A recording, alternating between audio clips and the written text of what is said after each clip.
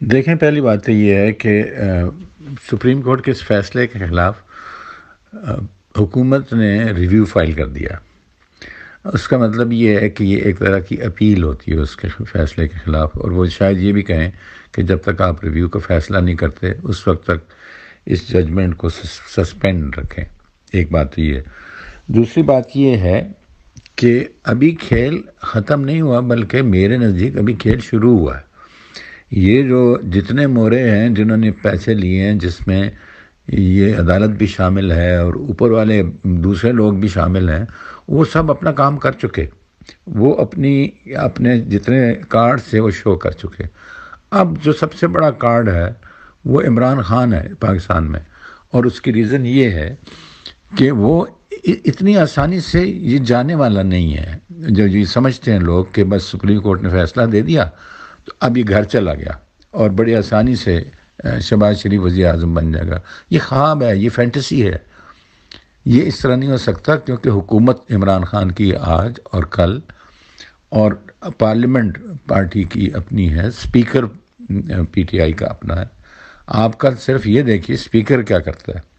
Speaker یہ بھی کر سکتا ہے، میں اگر اسپیکر ہوں تو میں یہ کہوں گا کہ یہ فیصلہ چونکہ سپریم کورٹ نے آئین کے ماورا کیا ہے، آرٹیکل 69 پارلیمنٹ کی کارروائی کو کسی عدالت میں چیلنج کرنے کا حق نہیں دیتا، تو یہ تو غیر آئینی ہے۔ اس لیے میرے لیے اس کو فالو کرنا بھی مشکل ہے۔ یہ کر سکتا ہے وہ، کیونکہ سپریم کورٹ پارلیمنٹ سے اوپر نہیں ہے، وہ انٹرپریٹ کر سکتی ہے آئین کو، اس میں تبدیلی نہیں لا سکتی یا اس کو رد نہیں کر سکتی، جو کہ اتنا برا فیصلہ ہے قانونی طور پہ کہ انہوں نے وہ الفاظ آئین کی شکوں میں ڈالے ہیں جو کہ ہے ہی نہیں آئین میں، کہ جب تک ووٹ ڈال کے جب تک وزیر اعظم کو ہٹاتے نہیں تب تک وہ ڈسکوالیفائی نہیں ہوتے۔ یہ کہیں نہیں لکھا ہوا آئین میں۔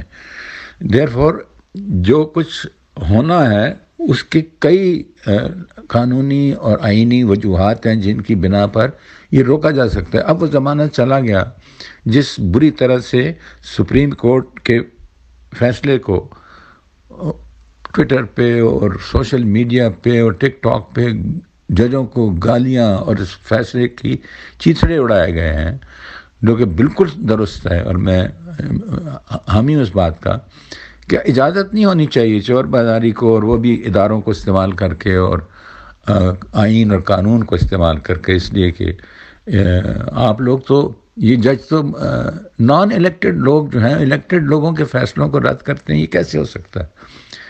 اور اب تو توقیر کوئی نہیں رہی اس فیصلے کی بھی۔ لیکن جو سب سے اصل وہ عمران خان کی اسٹرینتھ ہے وہ یہ ہے کہ الیکشن تو ہونا ہے، الیکشن تو اسی سال ہونا ہے، چاہے وہ اپوزیشن چاہے نہ چاہے، چاہے اس کارروائی کے نتیجے میں ہو یا نہ ہو، ہونا اسی سال ہے۔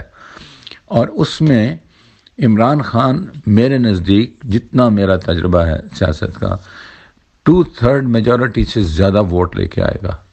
اب گلی گلی گھر گھر میں عمران خان جو ہے وہ ہاؤس ہولڈ نیم بن گیا ہے، اور کہیں سے بھی مجھے کہیں سوائے ان لوگوں کے جو کہ بکاؤ مال ہیں دوسری پارٹیوں کے، ایک تو میں جانتا ہوں ان سب کو، میں تو پیپلز پارٹی میں اتنی عمر گزاری ہے، یہ تو ان کی میں ایک ایک حیثیت کو جانتا ہوں، کتنے چور اور کتنے غیر اہم لوگ ہیں یہ سیاست میں، ان کی کوئی حیثیت نہیں ہے، یہ صرف کاروباری لوگ ہیں۔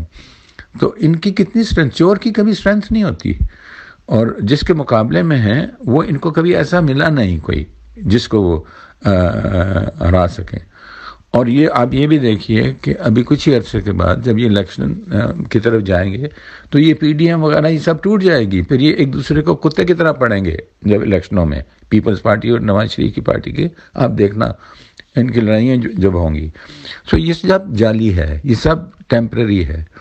اصل سٹرینتھ آئے گی جب لاکھوں لوگوں کے جلسے ہوں گے پورے پاکستان میں، ون آفٹر دا ادر۔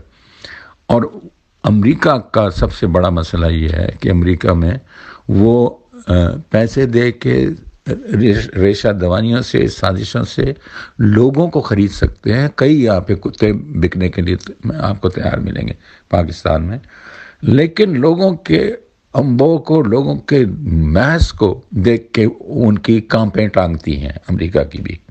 وہ کبھی انہوں نے دنیا میں کسی اس ملک میں انٹرفیئرنس نہیں کی جہاں پاپولر اپرائزنگ یا سپورٹ ہو، کیونکہ ان کے پاس وہ مینز نہیں ہے۔ مینز ہیں تو صرف یہ بیک گراؤنڈ میں اور وہ سازشوں سے حکومتوں کو بدلنے کے کام کرنا۔